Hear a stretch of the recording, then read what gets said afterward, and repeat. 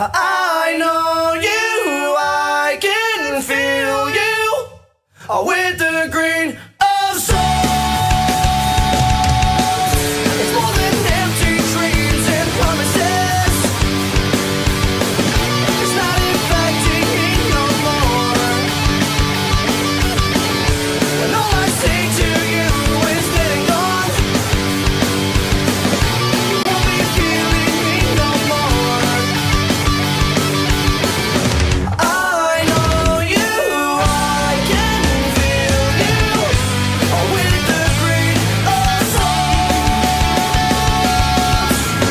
When you're not looking at me, I feel so slow. When almost dreams of all our memories, there's not be alone at one. And thoughts of you just break me down inside. I sing it with the green of souls. I know you, I can feel you with the green of souls. When you're not looking at me, I feel so slow.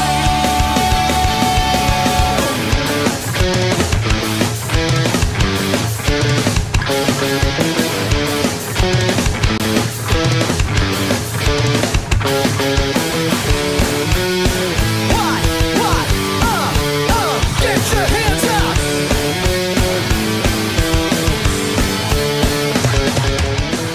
It's more than empty dreams and promises. All right, let's get it in one more time. Here we go. Welcome to the listening room, you guys. Subscribe to the channel, that bell notification, like the video for the content. You guys are awesome. Thank you so much for joining me today on the listening room. My name is Eddie Booz, and I am your host. And joining me today, we have a family man, a community leader. He started off as a BMXer, moved into extreme sports, and right on into business, and is still just working hard with the community and working hard to stay in extreme sports. And I'm happy to welcome to the program quite an awesome community staple, Mr. Ron Camero. And with him today, bringing him in actually, is Mr. Ari Pay, who's a really good friend of the show. So stoked to have you both in here. How you guys doing? Good. How are you? Wonderful, man. Wonderful. Good. Good to see you both. So Yeah, thanks for having us. Yeah, absolutely, man. So so this is a little bit of a different thing that we're doing. We usually do like there's a lot of artists on this channel, but we're gonna focus on business for this whole week. We're gonna do kind of a little business series. So let's get into it real quick. Before we do though, I like to start off the show like I like to start off my day with a little bit of gratitude. So why don't you give me something you're grateful for? I'm just thankful that, I haven't gotten the coronavirus. I like it. Hey, because I have rheumatoid arthritis. I'm one of the people that can get, the immune system doesn't work. So. And you're like, one of the big reasons, the mask. Yes. I like it. Gotta wear it. Show everybody the Wahoo's. Wahoo's mask. Yeah. Oh, wait, there we are. There you go. That's right. That's awesome, dude. Well, that's a good thing to be grateful for. Is your health, my brother. I definitely appreciate that. How about you, Ari? Give me something you're grateful for today. Today, I am grateful for friends. Feel you. Because you can just call upon them, whether it's family friends, kids friends. They all show up, and it just makes the day much lighter. Yes. It's just different all the time. So yeah, friends. I can dig it. I can totally get down with that. And I'll piggyback on that one too. And I'll say I'm grateful for my friends that specifically that hold me accountable. Yeah. Friends that are have the strength to say, you know what, you might need to take a look at something you're doing here, or whatever it is, So I appreciate friends that hold you accountable, friends that are gonna be just there for you in that fashion, and not just be a yes man all your whole life, and just keep you doing the same things you're doing, because a good friend will actually help you grow, and you can be doing well already and have yes men around you, but you have the potential to be so much greater. I mean, that's kind of goes back to something I always say, where you are perfect just the way you are, but still you can be there's always a better version of yourself waiting for you. Yeah. You know what I'm saying? Like, you're perfect just the way you are, but you can still, like, I want to be a better version of myself by this time next year. I don't want to be in the same place I'm at now. True. I want to I want to have some growth. Yeah. You know what I'm saying? And growth, want to push yourself a little Yes, bit. dude. Yes, and step. those people, those friends, hold you accountable. Tell you, you can Totally. you can do better. You can do better. You can do better. Those are the people I'm grateful for. And there's a lot of that, man. And like Ron, like, did you have a lot of that? You know, when you were moving, you know, up the ranks from actually being, you know, in action sports to moving into the industry? Yeah, I had a lot of support from my friends. I mean, my bike riding friends, you know, we were all going our different ways as our careers were going, and we were getting a little older. Some of them stayed in the bike industry and were still performing and doing things like that. So who were some of the people you used to ride with? Camero Ari, he's still my best friend. Which is Long Beach City College. Yeah, so we still do a lot together, still hang out, talk a lot. Super cool. We actually mountain bike ride a lot together. Very cool. So, Yeah. then there's Jeff Cotter, Ron McCoy, Fred Ehrman, Marcus Tompkins, Dave Smith. Sick. The list goes on. And it was a big community, because that was just awesome. my core group of friends that, you know, from here. But then back in the day, you didn't really, you know, everybody you rode with, you just wanted to ride. So Of course. you went to different spots, met a lot of different people. So it was great riding in the 80s, that's for sure. That's cool, man. That's really cool. And When it means riding, just to be clear, there was a lot of flatland riding, like the flatland tricks, and then they're the guys that started, because you know, with Eddie Fiola all over the magazines. These are the guys that started building those 8-foot quarter pipes in their Backyards, driveways, or, you know, half pipes before, you know, that there wasn't any pools that they discovered yet. But you guys were building Yeah. big ramps, man. because that's back in when the days. skate park phase kind of went away. Yes, when, you know, agreed. Yeah. we lost Lakewood Skate Park, we Yep. lost Upland, we lost Del Mar. Yep. And Flatland was the way to go, because you Yeah. can do it anywhere. Yeah. that's cool. So when you were coming up, did you find that, did you have a lot of skate parks, or were you just at schools? Were you just kind of street?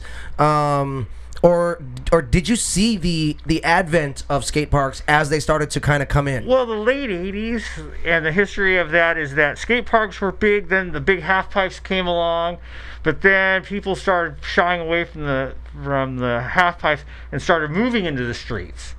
So now you had guys like that were local here, like Steve Seiss, his brother Marco, Chris Lee, all those guys that were taking it now from the big backyard ramps and now skating all these banks and ledges and walls and things like that. We would drag our launch ramps out to schools and things like that before, you know, it was even, you know, cool to do, and it was just something that we could do and all hang out together, you know. Yep. Dope. So when did skate parks become prevalent, where you had like a place to, like, where you had a bunch of different ramps, a bunch of different spots where you could, like, you know, actually perform your tricks? Well, that came later. That was after my time. Really? Okay. Yeah, because Flatland was so I still thought my that big was thing. so I for some reason I thought that was around. Okay, wow. Yeah, that's flat. Yeah, so skate parks didn't start coming back to what, maybe the late 90s, early 90s, yeah. 2000s. Really? Yeah. You're kidding? And that's when you start seeing all these public skate parks coming along. Yeah. So you know? weird. Like, I grew up in the 80s.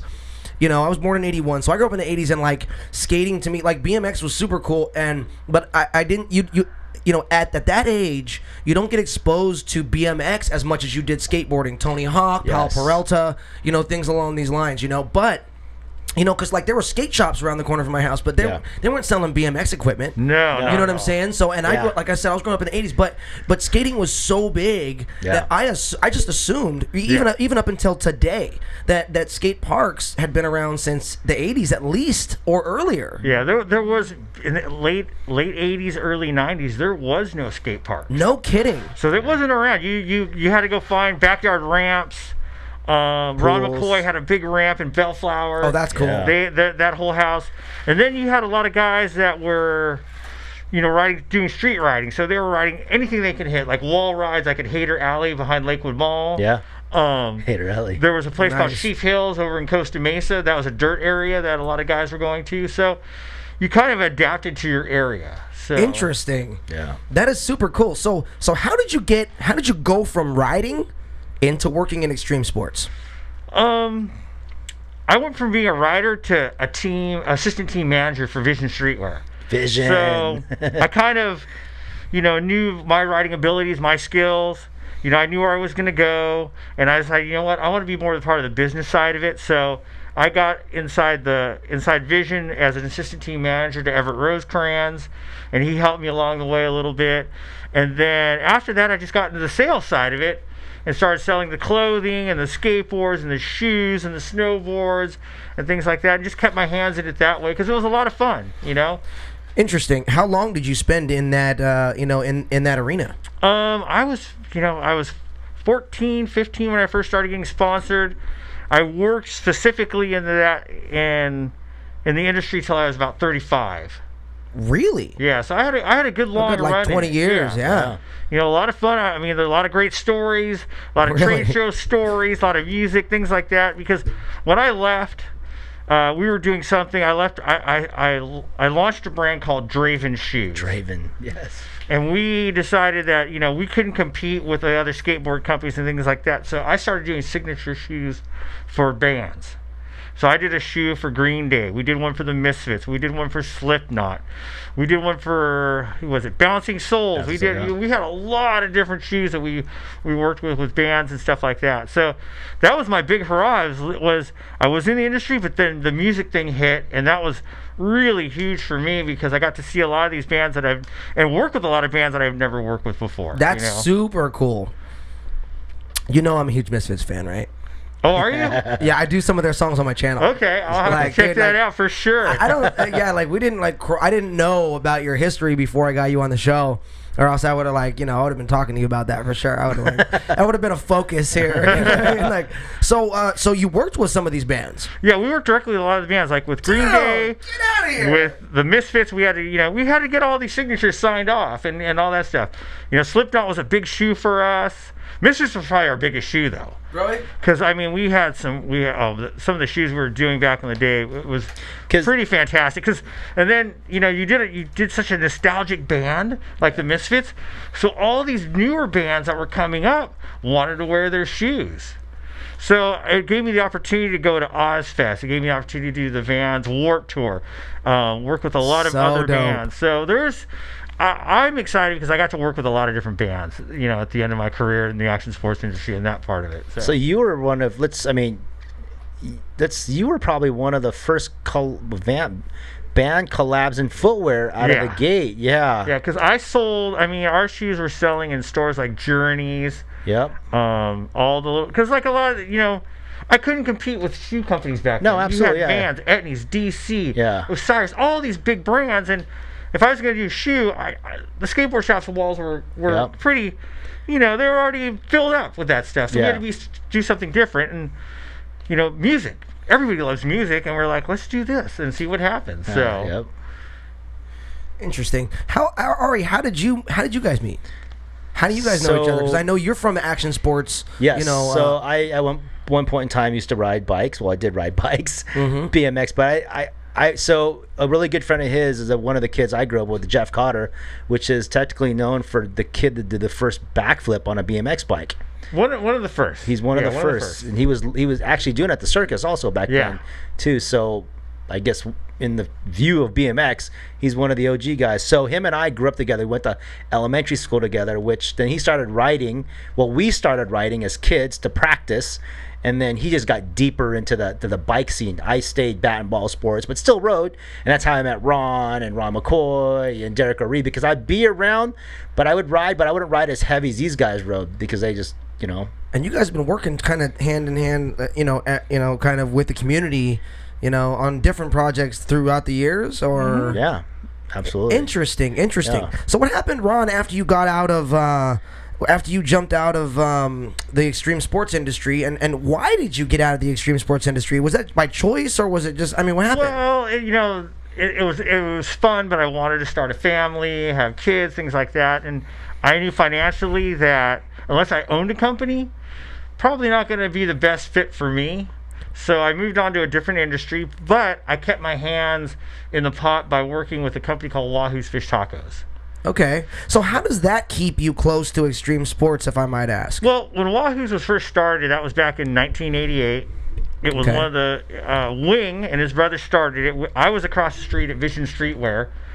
They wanted to have an action sports feel in their stores, like their decorations and things like that. Oh, really? So it was us, Quicksilver, Billabong. We were all contributing to his stores to give him like just skateboard decks, decor, tabletops, Gotcha. things like that to make it look different from other taco shops. Sure. And from there, Wing and I met up later on in the snowboard industry, doing things for this organization called the USASA, the United States Amateur Snowboard Association. Sure.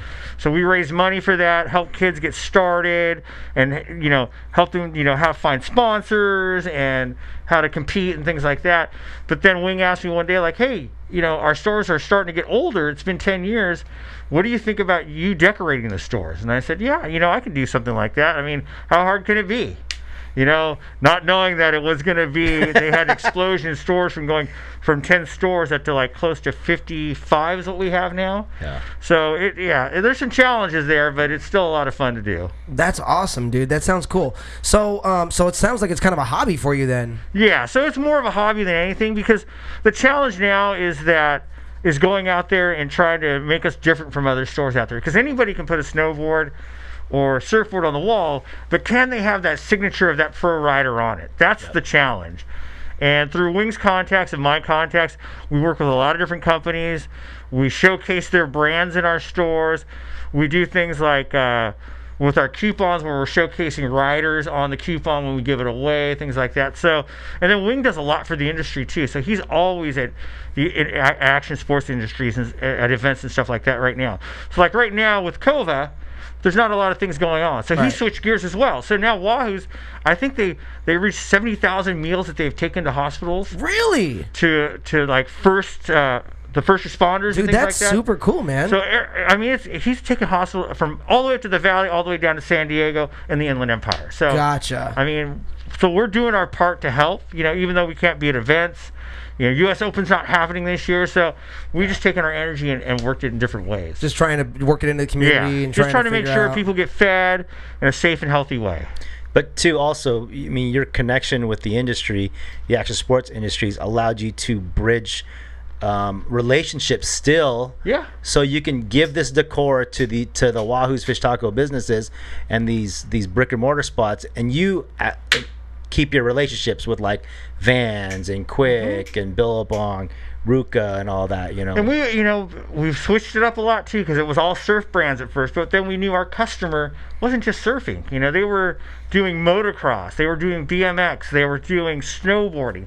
So if you look at our stores now, you'll see a huge mix of a variety of different brands and different sports in there. Yeah. So it does help me keep my feet in the water without actually jumping in all the way. Sure, and allows you to spend time with family and have your life, without having. And I get to help out a lot of friends, because that's the biggest Yes. part for me is just connecting people and getting their brands out there for them. For instance, can you give me an example? Labworks. Yeah, like Labworks. I'm wearing the mask right now. So Ari makes this. Our employees wear this. They get to see this. And then, for Ari, being a small business owner, we give him spots in our stores to advertise his business in the local community. Very cool. So, he gets to do that a lot. There's guys like Robbie at Colt Bikes, not a smaller bike company anymore, but when he first got started, we started hanging bikes up just to showcase his brand. Yeah. I've known Robbie since he was a sponsored rider. I was always flowing him product from Vision back in the day, and he's just been a good guy that I'd like to help out, I love that, dude. That's super cool, man. And is Wahoo's a nationwide company? We have locations in Colorado. We have locations not just in Southern California, but up north in Fresno. We have one location in Hawaii, one in New Jersey, and then one in Japan as well. Really? Yeah. So you're international. So we got we added a little international there too as well. Very cool, man. How many locations you got in Southern California? There's got to be about 30 locations now in Southern California. Really? We also have locations like in the Ontario Airport. Yep. We have an LAX. There's a location. Honda Center. Honda Center. That is super cool. Staples. Yeah. So we've got legit. we've got some good like I said, Wing has his hands in everything, and he's the owner of Wahoo's. Sure. And he's established relationships where people want to be part of this. Gotcha. So That's cool. So you guys, like Ari and like a lot of other people I know in the community, have really utilized the resources of the network that you've built over time to put positive efforts into the community and help each other grow. Like me, you know, Ari and I have talked about from time to time the way he scales his business out, you know, and it's like a rising tide, you know, lifts all ships type of situation. You know, it's not. And I like that. I really like that. How it's you know, you try and include other businesses, and you know, let's rise together. I mean, we have to work with these partnerships. There's no way we could decorate our stores with all this stuff without having these partnerships with other companies. That's really cool. That's really innovative too, because a lot of chains and a lot of businesses don't think that way. They don't. No. Yeah. They spend the money. They'll spend the money, but I actually put the time and effort to go and do things. So like, and put together personal relationships to make these things happen, which is a hugely different thing. Yeah. So if a U.S. Open or a big Vans event's going on for BMX or surfing, I'll actually physically go out there myself, stand in line, and talk to the rider, get that autograph, and then go up and frame it like that next day. Nice. And then it'll be up in stores. So no kidding. Yeah. So it's there are some challenges, like I said, because I'm getting older, so I can't get to as many events as I'd like. So. That's cool. What was that? What were some of your most favorite events that you've been to?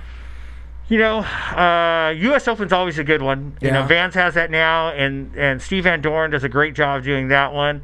I still like doing all the USASA events because I can work with some of the startup companies that were out there. Back in the day, there was a brand called 686, and he started as a USC entrepreneurial project, and it grew with us through USASA. And now he's one of the top snowboard clothing brands out there. It's incredible to watch these brands grow. You know. And then music-wise, it was always fun doing K-Rock's Weenie Roast. Oh, that's super cool. And K-Rock's Acoustic Christmas. I think we were one of the only action sports companies out there that were allowed on the premise at the time. You know, really? When I was doing Draven, we were the only action sports company there. You know, it was really, and that was Vision. That was Vision, but then we turned the brand. We sold the brand Vision, and then we started Draven. That became the music part of it. Interesting. Very cool, dude. Very cool. So it sounds like you've had quite a few really cool, positive experiences in the industry, and you know, throughout your time in the industry, and you stay in it. Yep. You know, you're very active in. I really like that you're trying to stay active in it. Do you and you haven't been. What have you been doing to keep yourself busy? You know, the last couple months.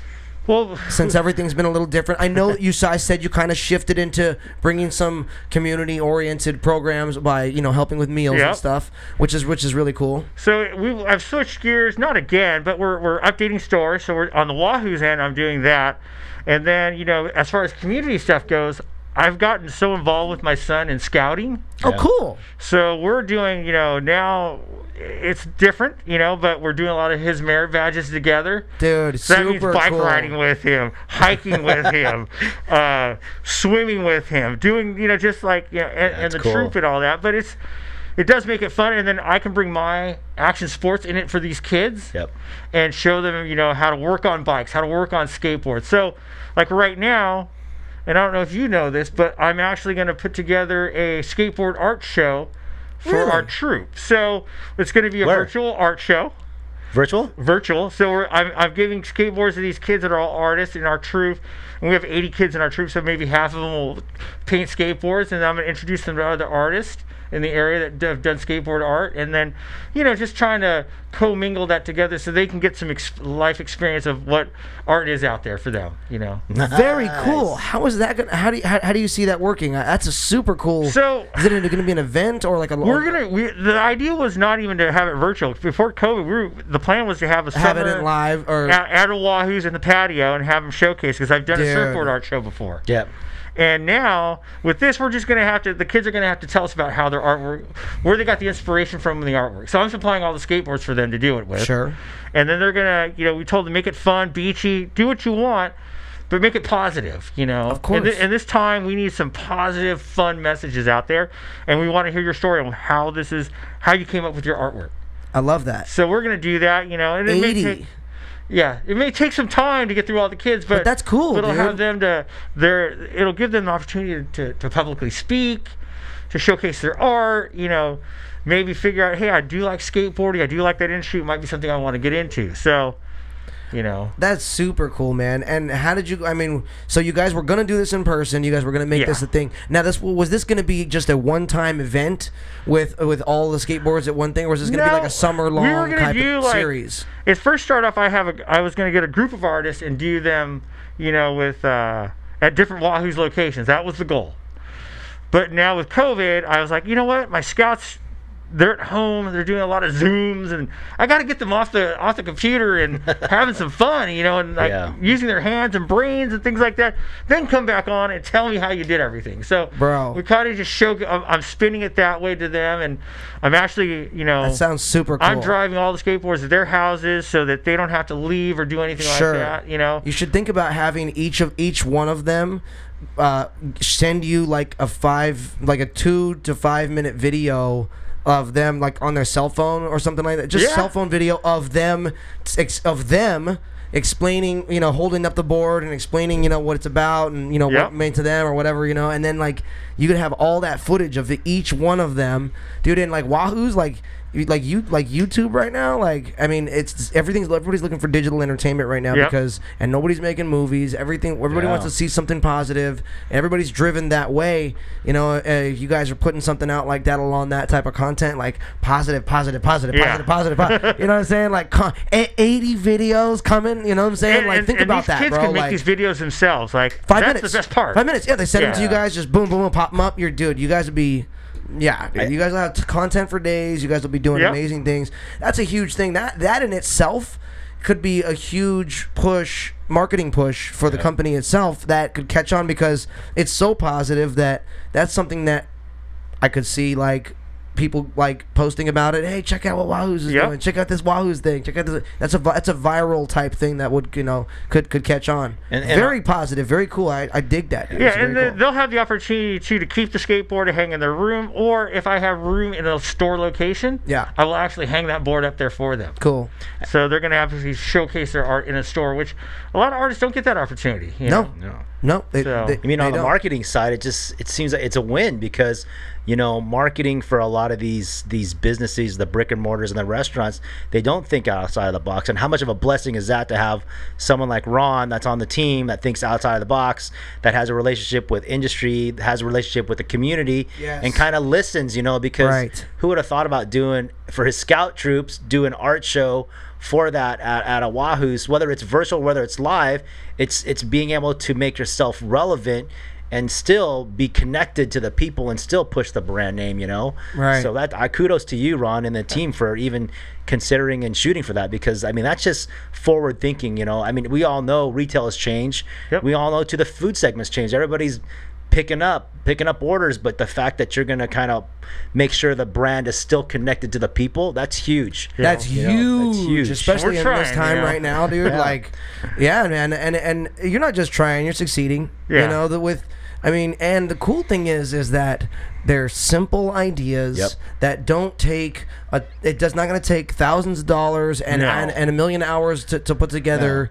You know what I'm saying? It's just, hey, this is a cool idea. We're going to drop off these skateboards. They're going to get involved, you know, paint something awesome, send us a video, and we're going to also not only promote our store and Extreme Sports, but these people's art, you know, and their awesomeness, you know what I'm saying? And it's just going to be this all, and that's cool too, because the way you do your resourcing and networking of how you're going to essentially share in the, you know, in the profits, you know, for lack of a better term right now with everybody, you know, you want to get this person involved and that person involved, you know, in doing that, you're helping these artists market themselves, and they're helping Wahoo's put a very positive face, you know, to the name of Wahoo's. Yes. You know what I'm saying? And like I said, content is king. Yeah. You know what I'm saying? The more content you have, and if you're putting out and you're putting out and you're putting out and you're putting out, you're gonna it's gonna get better as it goes. Yep. You know, and B, like I said, the quality of the content, which is, to be honest with you, I mean, the actual content itself, which is the positivity, it's huge, dude. Yeah, it's huge. It's just different. You know, we wanted to have something where we connected people and just be different than, you know, totally. The next, and that's the next company. I haven't heard of anything like that. But how did you get the skateboards donated? Because that's So cool. we have a lot of being from Vision. I worked there for almost 20 years. I had a lot of connections to other companies, Sure. and same with Wing.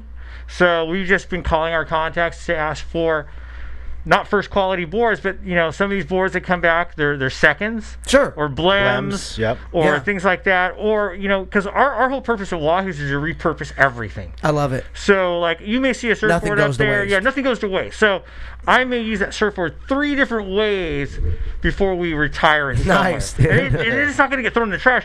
It'll be hanging on some kid's wall later on. Right. Yeah. But so that's the way we get the skateboards. That's Is we super ask cool. we ask companies, give us your seconds that you can't sell. Or like your team riders, they give you boards back or whatever.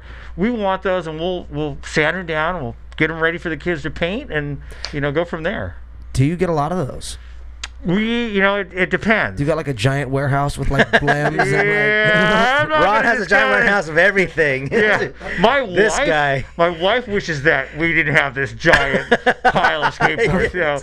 She's very happy that I'm probably going to get rid of 50 to 60 skateboards at one Yeah. shot. And she's like, thank God Yeah. some of these are getting out of the house. Get it out of the house, because there's some days my living room looks like a Wahoo's, and Well, I'll tell you what, if you want to get rid of some of those boards, we have guests on this show all the time, and we do trivia, and I give them prizes. Ari so far has been supplying a lot of the prizes. Yeah. They've been taking home some of those. But if you want to bring in some boards, I'm sure some other people would love to take a skateboard home for a Yeah. prize, for a I'll trivia see prize. I'll see what we have. We'll throw out some promotions Taco as cards. well, and so what are these? What do we got here? So these are one of our big promotions that we've done in the industry, was just to say thank you to a lot of people. We started doing these at the action sports shows, which was called ASR back in the day, and we were giving away free tacos, free burrito cards, things like this. So these are just cards that you can take in with the purchase, get a free taco. With Awesome. it. Free So- food. And the one thing, if you look at the back of that card, you can see how we actually co-branded it with another company. I see that. Haro. Haro Haro. Bikes? Yeah, dude. Yeah. Awesome, so bro. Another nostalgic company. That, I was just thinking the same thing. I was like, Right. man, that's from when I was in the, I was growing up. I was probably about 15, 96. I was like, when I started really doing a little bit of Yeah. BMXing, a little bit, before I ate it really bad, and then was like, nah, this ain't for me. But those are just some of the things those are some of the partners that we work with. Haro trying was to- big back then, but that's trying to awesome, help people dude. out, That's so. super cool, man. So we're gonna do. So check this out. So here's what we're gonna do, guys. We'll make sure that we get you guys some of these out there. If you guys want one of these, all you got to do is watch the listening room. Just tune in for season 3 of the listening room, and every episode we'll give away a couple of these to some of the watchers out there. I will mail them personally straight to you. Yeah. Or if you're local and you watch, because I know a lot of local people watch the show, you guys can swing by and pick them up. I'll have them ready for you. All right. Thanks to Ron for these awesome prizes, and I'll give them away to the guests on the show as well. Perfect. So Yeah. I appreciate that, man. That's super cool, man. I appreciate that, Ron. That's cool. So why are you in charge of storing all the skateboards that all the companies decide to give to Wahoo's Tacos? It just makes it And easier. why does your wife have to put up with that? Yeah, it just makes it easier for I have it, in hand, right there. Sure. 'Cause, Sure. like right before I came here, I walked into a store, picked up my iced tea, but then I was like, oh, there's a spot there that could use a skateboard deck. So I get to my car, grab it, and I actually got to drill it up on the wall right before I came in here. Just so it was a perfect spot for it. The board fit. It looked good, so I'm like, okay. But having to go into an office in Orange County and pick things up, that just was getting a little redundant driving back and forth when I can just have I everything can in imagine. hand, I so. can imagine. Yeah. So, you guys have does Wahoo's have like a warehouse, like an office, Yeah, like we a have, major we have a full headquarters? corporate office in Santa Ana over there. But you didn't want to have to drive back and forth to pick no, up not for Long Beach. skateboards. Not for Long Beach Lakewood area. He That gets said, the traffic. Yeah. No, I get it. No, that's super cool, man, that you guys have these cool partnerships with all these different companies, Yep. and they want to reach out and help, and be part of this.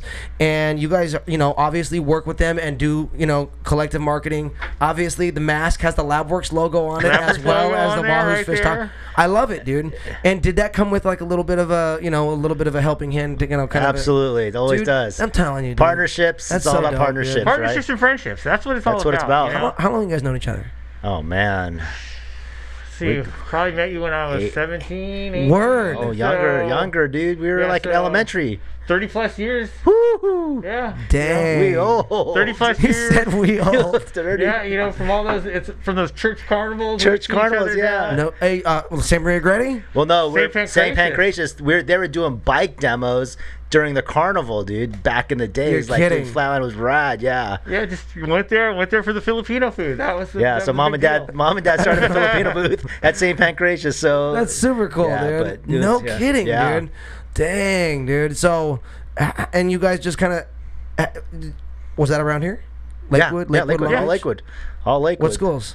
Well, you guys, you did St. Pancratius Carnival Oh, that's right, because you went to Bosco too. Did you guys Yeah, go to? Did you guys I did. both go to Catholic school? No, I went to Lakewood High Went to School. Lakewood. Oh, you went to Lakewood? Yeah. I went to Lakewood too. Yeah, so class of Yeah. '87, so that was a long time ago. Right, I would have been 99 had I graduated. But I got my GED when I was like 16 years old, and then Yeah. went straight to work. But Yeah. so I never did the extreme sports thing, man. I tried BMXing, a little bit.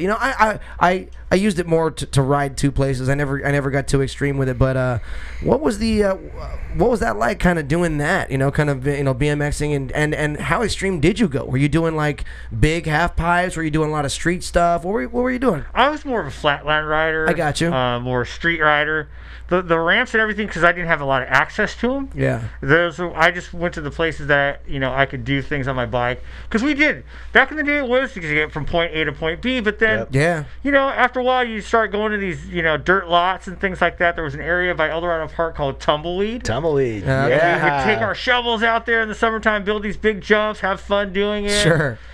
So there was just like your one bike, you did everything. You did BMX on it, so you were the dirt track. Yep. Then if you were gonna ride street, you would do that. Hit some walls and ledges.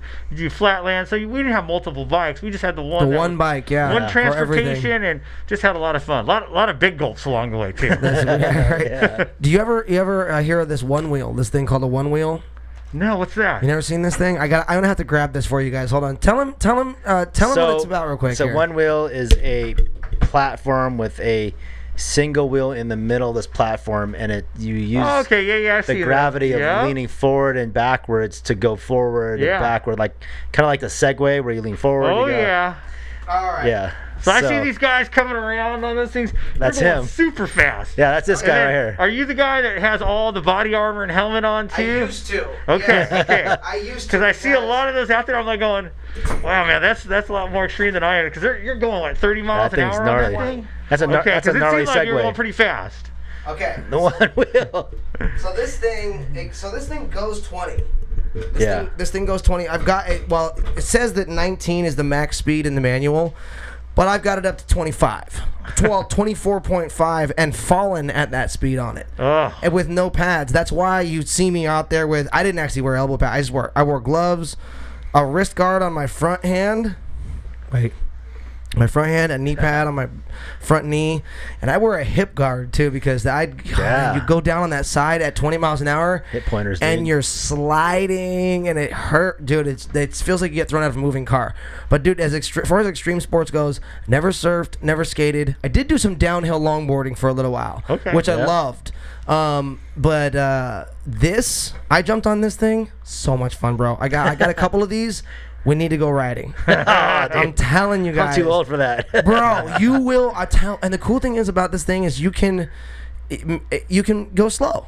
You don't have to go 20. You can go 5. Yeah. You can go 5 miles an hour. Like, here's the thing. I used to wear pads like that because I used to ride it like a jerk. I used to ride it like, like I was I wanted to race it all the time. And I'm like, all right, no more of that. After falling 5 times at over 20 miles an hour, you've had enough. You know what I'm saying? So it's like you can ride it like 10 miles an hour, 12. I go on rides with my friends all the time. Very rarely do I like pad up like that anymore because I don't ride it, to be dangerous anymore. I didn't ride it to be dangerous back then. I rode it to have fun, but it was like, but dude, this thing, bro, let's go have some fun with this thing, man. That's cool. Do you still ride? You still do any riding? I still do a lot of riding. Do you really? BMX? Not so much BMX, more mountain bike riding now. Gotcha. Okay. So, but I still own a BMX bike, so every once in a while I get out there just to test my skills, see where I'm at, I like it. Don't you collect bikes too? Collect a little bit of bikes, but collects- not as much. Collect bikes, and you have the skateboards in the house. Yeah. And then I have my snowboard collection. So that's, that's a whole other story. The wife wants to get rid of. So you didn't mention anything about hot dogs and handrails. I know you're a big proponent of hot dogs and handrails. Yeah, so that's that. So what's hot dogs and handrails? What is Hot this? Dogs and Handrails is the big snowboard kickoff show that Bear Mountain throws every year. Every year, yeah. Okay. It's happened like, 16, 17 years now. Because of the relationship we have with the mountain, Wahoo's is the one food company that we serve all the riders up there. So we take care of all the riders' food and drinks up there for them. And it's just a big way to kick off the winter in Southern California with a giant handrail contest where they truck up all this ice, chip it up, make a huge street course for all the snowboarders, and they give away a ton of money for these pros to go out there and do this. So it's pretty nuts to see something like that happen in September. I know it's not going to happen this September, but hopefully we'll have another kickoff party. Bear will do something later on in the year to have that party. Yep. That's cool, man. And live music and stuff too, like bands. Usually and stuff? live music. Yeah. I know. Let's see. I want to say this band called The Line has played the last couple of years. The Line? Wait, are you talking about Volcom's old? Yeah, Volcom was Ryan and all those guys. Yes. Yeah, dude. Those guys and old school. They get a big crowd and get them going, man. Are you kidding me? I thought the line broke up like, man. Hey, I want to go. I want to see the Line live. What is happening here? Yeah, I go back and I literally have to have gone back in time. These last few months, it feels like I've gone back in time. Anyway, this is crazy. I can't believe you're talking about the Line right now. Yeah. I'm serious. Like, they were one of the only bands on Stone Records, which was Volcom's label. Yep. At the time, and I loved the Line. I love so few people that I know of even heard of the Line. To be honest with you, but in the industry, they're still a huge name in the industry. Really? Didn't know that at all. Had no idea. I literally had no clue. Wow, that's so. As I'm like, I'm like kind of reeling from that right now. I want to say they may be coming out with new music soon. I would be so stoked. Because I know I reached out to them to be like, hey guys, I need to get some signatures on some posters of you guys for Wahoo's. So. Oh man, that's super. Because that's been since this downtime, that's all I've been doing is reaching out to bands. And other companies and things like that. So. That's cool, man. Hopefully they get back to me. I'm maybe we can help. Maybe we can help work with each other here. I have a nonprofit organization that I have a guitar that I'm trying to auction off here, and I was wondering what the best way for that to get that platform is. And the guitar has been signed by Todd Foreman from Sublime, Ronnie King, the Grammy and Oscar nominated producer who did Tupac, Offspring, Rancid, so much more. And then Greg Hetson from Bad Religion's on it.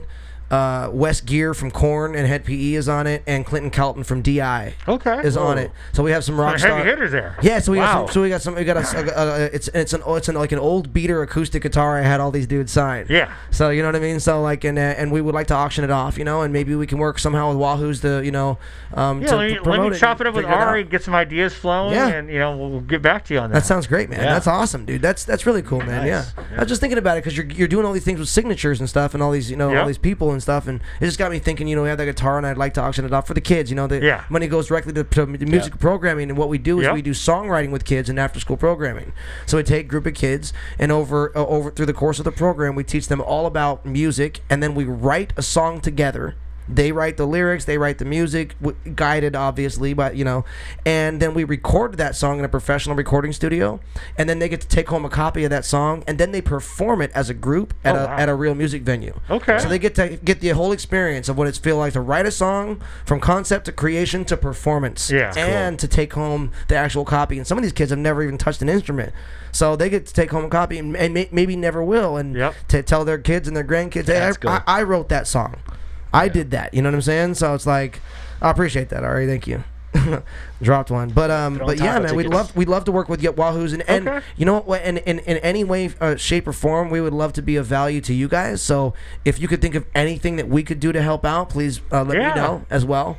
Like I said, we're an arts enrichment academy, so we have access to resources as well, such as like video production, and video and audio production as well. And then once we can open up our patios and stores again and things like that, I know we've already talked about having some live music in the patios, things like that.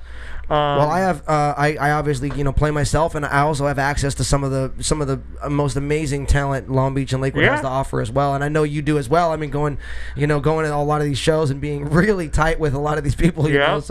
So yeah, man, if we could do anything to be of value to what you guys are trying to do to put together to be positive to the community, as well as me personally and us here on the listening room as well. I know everyone out there watching as well would like to get in and help somehow. So if there's any way we could, how could we reach out to Wahoos to just offer a little positivity, offer a little support? How can we follow you guys on social media? What's the best way to find Wahoos? The best way probably is to follow Wing Lamb. Okay. He's look him up on Instagram and Facebook. Because like I said, he's been the heart of Wahoos for 30 plus years. Sure. He's out there right now, taking food. All the first liners out there at hospitals, police stations. And you can see a lot of this on his personal. And you can see it on his personal page. So that's super cool. That's shout out to Wing Lamb. That's the best part is to see him and his brothers giving so much back, Super cool. I know our restaurants, they're going through some tough times as well, but they're still doing it, Absolutely. They know that in the long run, it's going to help everybody else. Know what's crazy is that even in this time when there might not be actual revenue coming in because because they can't open a door. Yeah.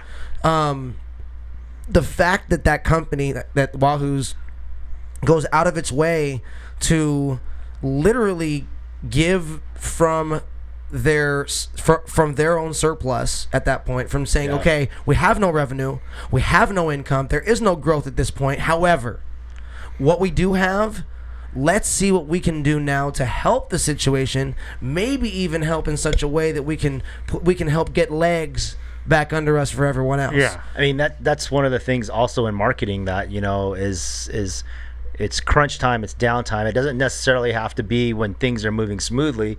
Sometimes it's the time, paying it back and getting activated, because once this all opens up, it's going to be the starting gate again, and to be connected and be very activated just allows you to have your brand out there all the time and always in the face of the consumer. I mean, just because the consumer isn't going in your restaurant, you can still order in, you can still do pickup. You can still do that. Our patios are still open right now, so you can enjoy your patios are open right now. So, gotcha. Yeah. And if you go to the one at the LBX in Long Beach or Los Alamitos, those have full bars. They're still serving margaritas. Really? Yeah. So did not know that Wahoos was full bar. A couple of them are. Yeah. So. Okay, cool, nice, dude. So you're gonna have to head on over there. Well, I don't drink. With your free tacos tickets. You're gonna have to go there and get some free tacos, some rice. I'll definitely have to grab my free taco for sure. Yeah. Maybe we can get an 80 booze poster up in the store. No, man, hey, I'd love it, dude. I'd love it. And I'd love to play there too as soon as you guys are ready. As soon as we can get the green light. we have a beautiful patio at LBX, so it'd be great to get you out there. I just went down there for the first time and ate with Crumb, who's been on the show a number of times recently, and absolutely loved it. Yeah. I mean, great spot. Like, dude, I was the first time I walked into that place, and I was like, this is awesome. Yeah. It's super cool, So, so you guys have some really cool locations actually. Then you guys are nice, dude. Good stuff, man.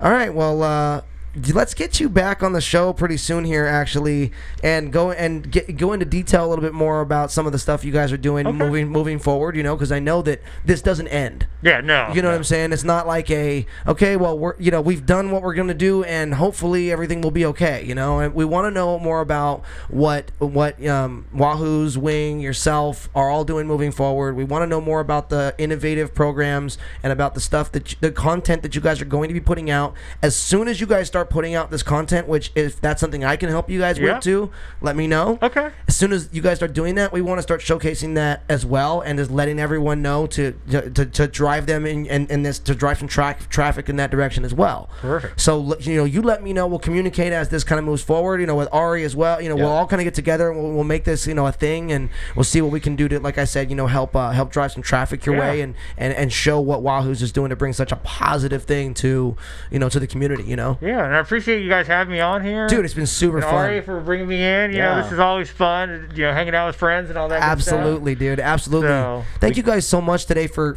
joining me. I appreciate you guys. Thanks you so much today to my guests, Mr. Ari Pay and Mr. Ron Camero. You guys have been awesome today. My name is Eddie Booze. Thanks so much to you guys out there.